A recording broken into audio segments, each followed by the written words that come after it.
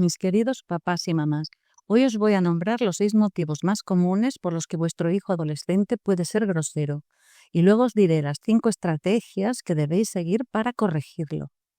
En primer lugar, tu hijo puede ser grosero contigo porque le funciona, porque cuando te grita, cuando te dice groserías, le das lo que quiere. Ha aprendido a conseguir sus demandas con groserías. En segundo lugar, debéis saber que los adolescentes todavía no tienen desarrollado del todo su cerebro. En esta etapa se dejan llevar por las emociones. Y esto es así porque la parte prefrontal, es decir, la parte del cerebro que se encarga de regular, de frenar estas emociones, no termina de desarrollarse hasta más allá de los 20 años. Por eso decimos que los adolescentes actúan antes y piensan después. En tercer lugar, por las frustraciones acumuladas. A menudo los adolescentes no saben expresar lo que sienten y entonces recurren al ataque, con faltas de respeto como las groserías. No lo toméis como algo personal.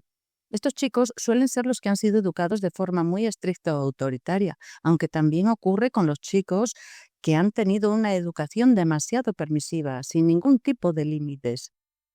Así que estos chicos no han aprendido a expresar sus sentimientos, o por miedo a lo que dirían sus padres, o simplemente porque sus padres no les escuchaban. De esta forma, al llegar a la adolescencia, se expresan con agresividad porque no saben hacerlo de otra forma. En cuarto lugar, porque es lo que han aprendido en casa. Los niños no nacen groseros.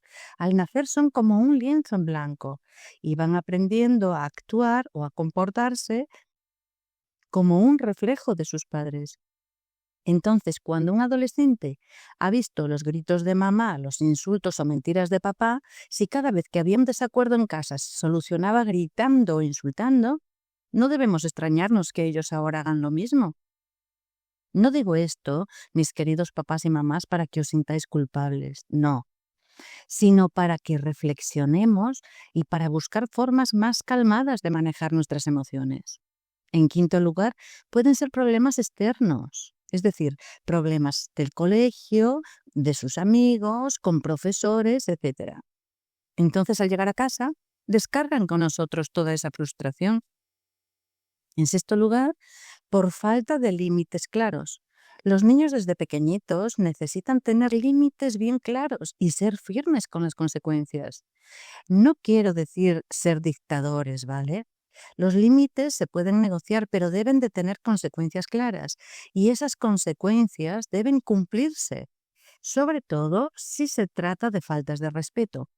Para mí es el único límite que no es negociable. Enseñar desde la niñez el respeto hacia los demás a través de la empatía es esencial para nuestros hijos. Pero, si no lo habéis hecho antes, no os desaniméis. En la adolescencia también se puede aprender a ser respetuoso. Y ahora os diré las 6 estrategias más adecuadas para conseguirlo. En primer lugar, cuando nuestro hijo sea grosero, mantened la calma.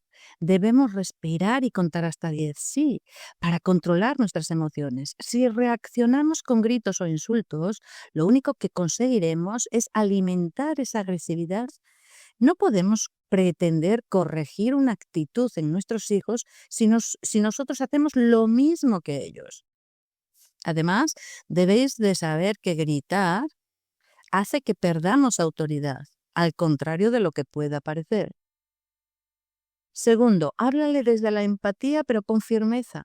Por ejemplo, entiendo que estés enfadado, cariño, pero no voy a permitir que me faltes al respeto. Puedes expresar tu enfado, sí, lo entiendo, pero sin agresividad hacia mí.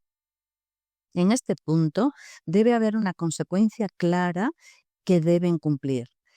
Los límites y las consecuencias sería bueno que fueran habladas con nuestros hijos y negociadas de forma tranquila. Y luego también es muy bueno escribirlas en un papel y ponerlo en un lugar bien visible de la casa, para que nadie, ni ellos ni nosotros, olvide su responsabilidad. Es decir, ellos cumplir sus límites y nosotros hacer cumplir las consecuencias. En tercer lugar, no le hables como a un niño. Para ellos es ofensivo y puede lastimar su autoestima. En este momento de su vida están intentando establecer su autonomía y quieren ser respetados como individuos. Además, le estarás impidiendo aprender habilidades de comunicación más maduras. En cuarto lugar, céntrate en las cosas positivas que hace tu hijo. A veces nos parece difícil encontrar cosas positivas, ¿verdad? Pero es muy importante que nos esforcemos los padres y madres en este punto. El halagarle, el agradecerle por las cosas que hace bien, es una de las mejores estrategias, para mí la mejor, para conseguir cualquier actitud, para conseguir corregir cualquier actitud negativa de ese niño o de ese adolescente. Por ejemplo, si tiene una actitud positiva, si nos ha hablado bien, decirle: estoy muy feliz contigo, cariño. Hoy has expresado tu opinión con buen tono y sin agresividad. Sabía que podías hacerlo, cielo.